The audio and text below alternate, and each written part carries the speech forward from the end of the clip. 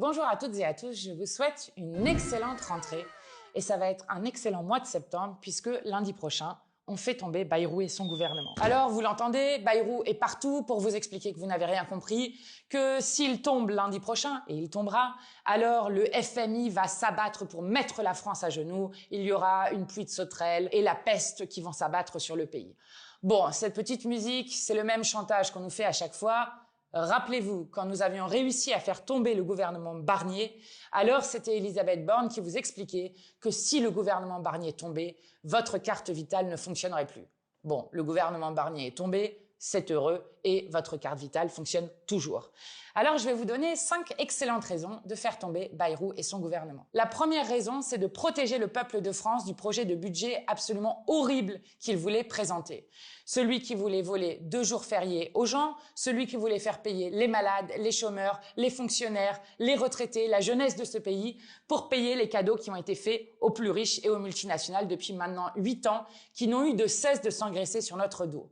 Donc, faire tomber Bayrou et son gouvernement, c'est faire tomber son budget et donc empêcher que la Macronie vous vole. Deuxième excellente raison, c'est que contrairement à ce qu'ils disent, faire tomber Bayrou est bon pour l'économie française et pour les finances publiques du pays. Parce que ceux qui vous font la leçon sont les mêmes qui ont fait 1000 milliards de dettes. D'ailleurs, le même qui vous fait la leçon, Monsieur Bayrou, qui vient vous faire la leçon à la télé, en vous expliquant qu'il faut se serrer la ceinture, est celui qui a juste dépensé 40 000 € d'argent public pour redonner de la splendeur à son bureau à Pau, vous savez, là où il est maire, et là où il va retourner quand nous l'aurons dégagé de Matignon. Donc, les mêmes qui vous font des leçons sont responsables de la situation.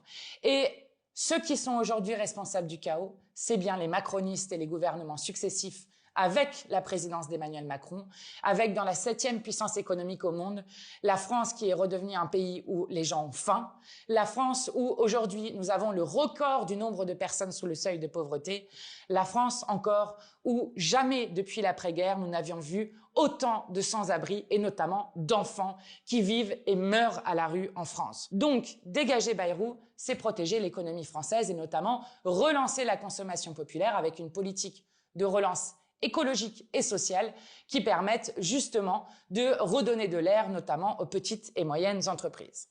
Troisième excellente raison, c'est que pour une fois, faire tomber Bayrou permettra au Rassemblement national, pour une seule fois, de respecter une des promesses qu'ils ont faites à leurs électeurs et leurs électrices. Pourquoi? Parce que si nous sommes dans cette situation, c'est parce que le Rassemblement national et Marine Le Pen ont refusé par 8 fois, pas une fois, 2 fois, par 8 fois de voter la censure et donc ont permis